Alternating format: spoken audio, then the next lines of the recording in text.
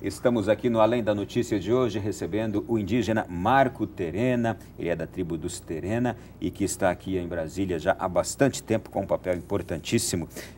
Lembro aqui a belíssima história dele, foi idealizador dos Jogos dos Povos Indígenas e do Festival das Tradições Indígenas e articulador dos direitos indígenas junto à Organização das Nações Unidas, a ONU. Em outras partes do mundo, o índio, ele tem mais direitos, ele é mais protegido, ele é mais cuidado do que no Brasil? Tem diferença de tratamento, né? Por exemplo, vamos pegar a Bolívia, que é presidida por um índio, né, que é o Evo Morales. O Evo Morales, ele mexeu na estrutura do Estado para que os povos indígenas pudessem entrar. Quer dizer, não, a gente fala assim, queremos ter um índio na presidência da FUNAI, mas não essa FUNAI corrompida, né, esfacelada como ela está, que ela não tem poder nenhum.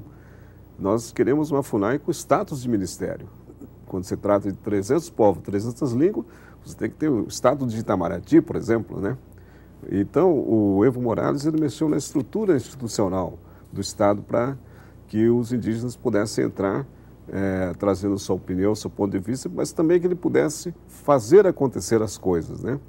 E são povos indígenas, por exemplo, que têm autonomia na relação com o Estado, né? Nós aqui, ainda, enquanto não regulamentarmos a Constituição de 88, que não foi regulamentada até hoje, nós vamos continuar sendo tratados como relativamente incapazes, porque o que vale hoje ainda é a lei de 1973, que diz que os povos indígenas são relativamente incapazes, né?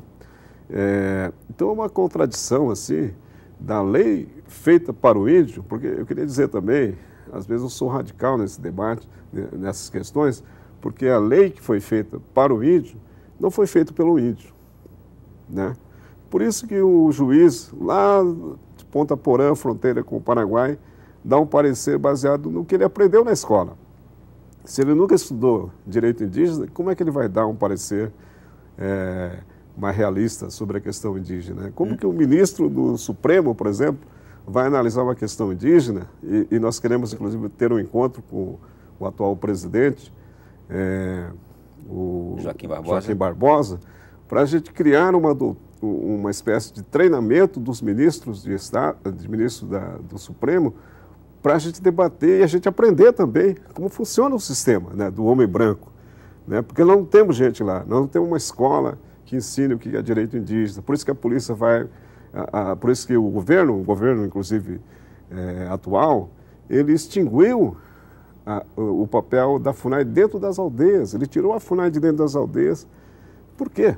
Né? Então, quando a polícia vai para lá, o negociador não é mais o indigenista, o agente do governo federal que negocia a questão indígena, é a polícia. É igual o Chile, né? O Chile, por exemplo, trata a questão da luta dos Mapuche, dos povos indígenas do Chile, com a polícia. Então, aqui no Brasil, nós não somos bandidos, nós não somos invasores de terra, né? Nós estamos apenas fazendo o que diz a lei feita para proteger os nossos direitos. Eu queria saber o que mais atinge a vocês. São as invasões de terras ou a falta de demarcação? As duas se cruzam, né? O governo federal, aliás, na Constituinte de 88, lembrando esse detalhe, tem um artigo lá que diz assim, olha, 5 anos depois que for assinada a Constituição, tem que terminar a demarcação de todas as terras indígenas do Brasil. Nós já temos 25 anos de Constituição. E não foi concluída a demarcação, né? Então o governo, ele está ilegal em relação aos índios, né? Ele tem que cumprir a Constituição. Claro que tem agora as demandas do contraditório, né, que foi feito pelo Nelson Jobim, ele criou esse sistema de dar oportunidade para os fazendeiros apresentarem o seu ponto de vista, etc. Mas, ao mesmo tempo, nós estamos sendo atropelados pelos programas de desenvolvimento, né? As hidrelétricas, por exemplo, né? Que é o ponto-chave do governo atual de colocar a questão da energia, né? Ok, então vamos debater energia. Por exemplo, vamos criar energia nuclear, porque o Brasil tem urânio. O Brasil, onde é que está o urânio? Está nas terras dos índios da Amazônia brasileira, né? Então nós já avisamos para os indígenas, vocês estão sobre dinamite, né? Para eles entenderem, né? O Brasil, vamos discutir tecnologia de ponta, de futuro, por exemplo, vamos criar o satélite brasileiro que a gente nunca conseguiu criar, sempre foi boicotado pelas grandes potências, né? A Força Aérea Brasileira não conseguiu criar um satélite, um foguete. Por quê? E onde é que está a matéria-prima desses equipamentos? Está nas terras indígenas, chamado nióbio, né? Está nas terras indígenas do Brasil. Então, nós indígenas sabemos disso.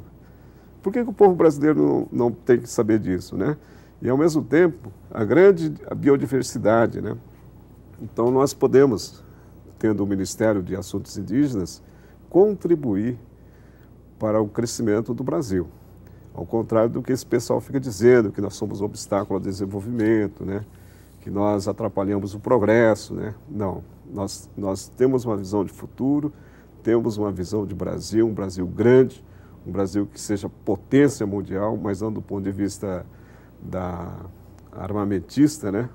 E nem econômica, porque essa economia que existe era falha e o sistema armamentista também está decaindo, porque as guerras agora são mais do ponto de vista da informação e é isso, inclusive, que nós, os terenos, temos trabalhado quando o governo manda a Guarda Nacional para as nossas reservas.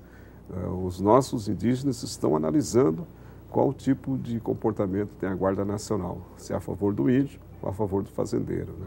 Eu gostaria de perguntar para o senhor, depois de todas essas reivindicações últimas, essa vinda dos índios aqui, os Mundurucus, a Brasília, com a presença dos Terena também, o que ficou decidido, o que foi feito? A gente não ouviu mais o noticiário na televisão. Qual foi o resultado daquelas reivindicações? Nenhuma, né? Houve um compromisso aqui feito pelos indígenas em relação... eu quero citar também o Terena, porque foi feito um acordo aqui com o ministro da Justiça, né? E no caso dos Munduruku, com o ministro da Secretaria-Geral, o Gilberto Carvalho, né? Cada qual, como eu falei, são 3 ministros de Estado cuidando da questão indígena, né? Cada qual assumiu um compromisso. E nenhum foi, vamos dizer, praticado, né? Nada foi posto em prática. Em relação ao Munduruku, exatamente debater como, então, encaminhar a questão da hidrelétrica do rio Tapajós, né? E, por outro lado, em relação aos Terena, é que não haveria a reintegração de posse enquanto não fosse levado em conta os estudos que a FUNAI tem em relação à demarcação dos territórios, né? Então, esses acordos, por exemplo, no caso dos Terenos, os fazendeiros foram lá e romperam o acordo, né? E essa fazenda, que é nessa reserva onde eu nasci, a fazenda está entre 2 aldeias.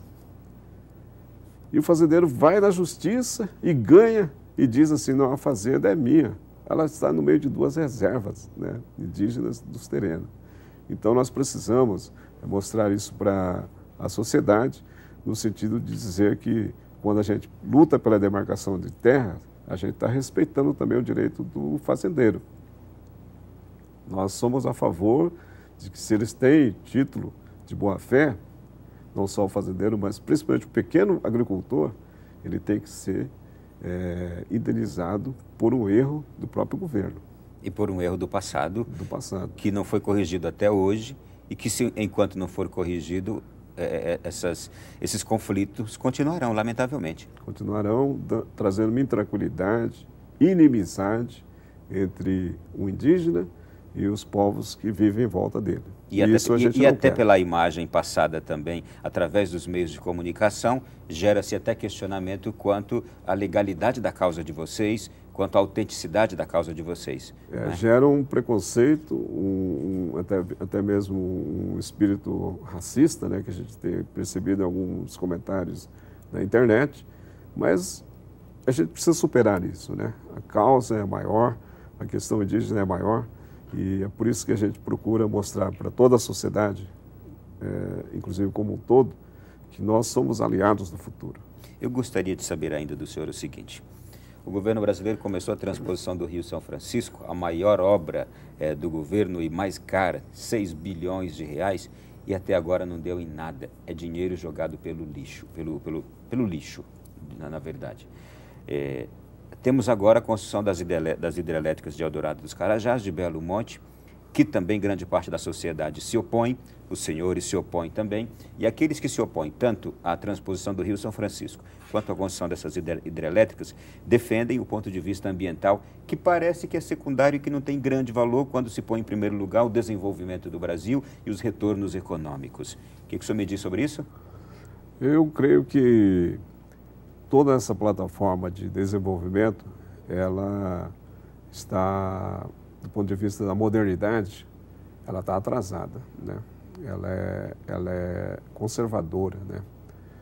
Ela visa apenas o lucro imediato, né? Então, por outro lado, ela não leva em conta os benefícios que o entorno desse processo pode trazer para a qualidade de vida das pessoas, que os índios dos Andes, eles chamam de bem viver, né? Quer dizer, nós queremos luz elétrica também nas aldeias, né? Nós queremos ter internet nas comunidades indígenas, mas sem matar a natureza, né? Sem ferir, inclusive, a natureza. E a natureza, ela foi feita para trazer qualidade de vida para as pessoas, né? Imagina, por exemplo, quando não tiver mais chuva, como está acontecendo ao longo do Rio São Francisco, né? Desviar um rio assim para dizer que vai levar água para o povo, quando na verdade a gente pode gerar um outro tipo de serviço mais barato, menos agressivo e mais rápido para a comunidade que passa fome e passa sede na região do Nordeste, né? Por outro lado, é bom salientar também que não são só essas hidrelétricas que estão em estudo pelo Ministério das Minas e Energia. Nós temos em torno de 100 hidrelétricas ao longo dos rios da Amazônia.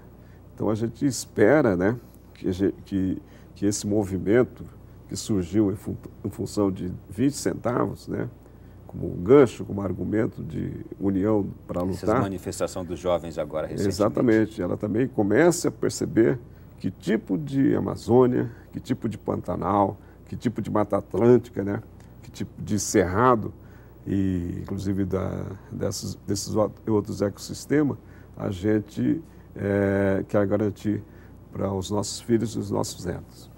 Bom, para concluir aqui já no nosso programa, eu perguntaria para o senhor também o que falta hoje para o índio, para que ele tenha o seu lugar no Brasil.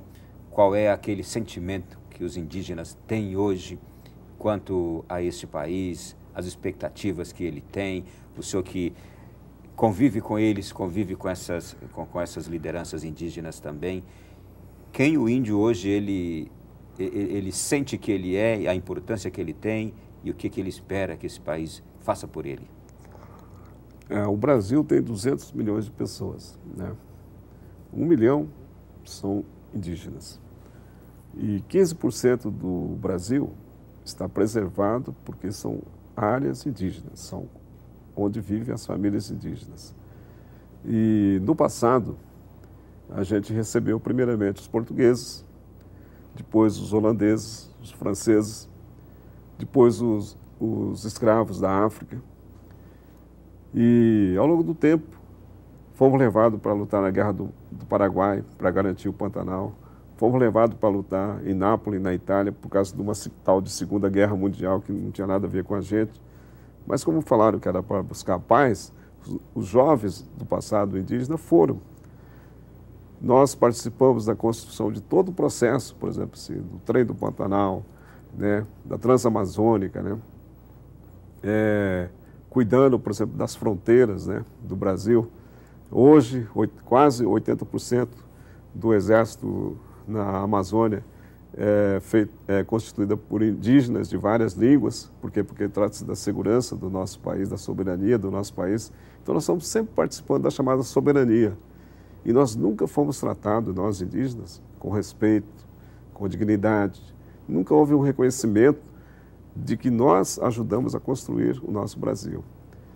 E quando a gente olha para o sistema atual, nós não temos representante no Congresso, nós não temos representante no Judiciário, nem no Executivo, como nós já falamos aqui da FUNAI, né?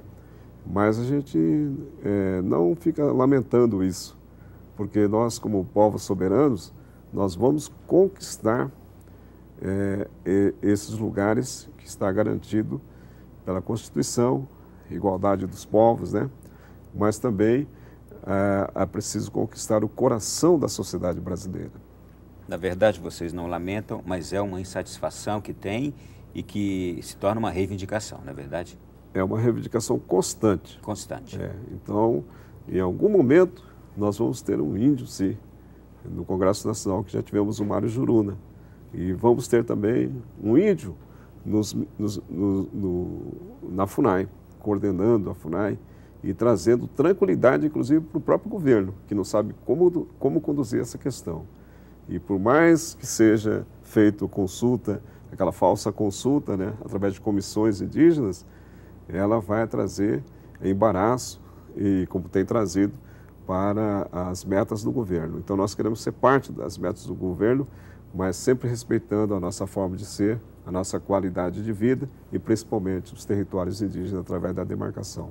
Eu quero agradecê-lo muito por essa presença. Eu imagino que o senhor surpreendeu ao Brasil inteiro, porque pouca gente sabe que existem índios como o senhor, intelectualizado, socializado, enculturado, superatualizado das questões nacionais. Ao mesmo tempo que eu digo é um prazer, eu quero parabenizá-lo por isto e dizer que fiquei muito contente dessa nossa conversa nessa noite. Obrigado. E a gente está sempre aí, né? Com humildade, mas sem ser humilhado, né? Porque a gente acredita que o nosso país ainda vai dar muito trabalho nas relações internacionais, né?